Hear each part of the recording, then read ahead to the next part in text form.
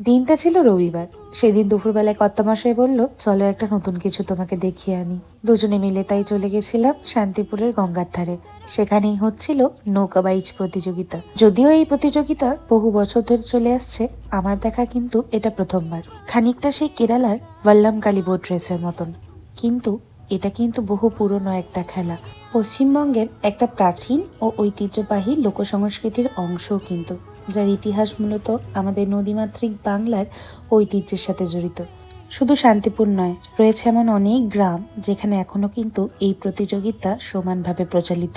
যাই হোক, এই খেলা দেখার মাঝে দুটো পাঁপড়ও কিনে নিয়েছিলাম। তোমরা কি আমার মতন এরকম ভাবে পাঁপড় খেতে ভালোবাসো? কমেন্টে জানিও।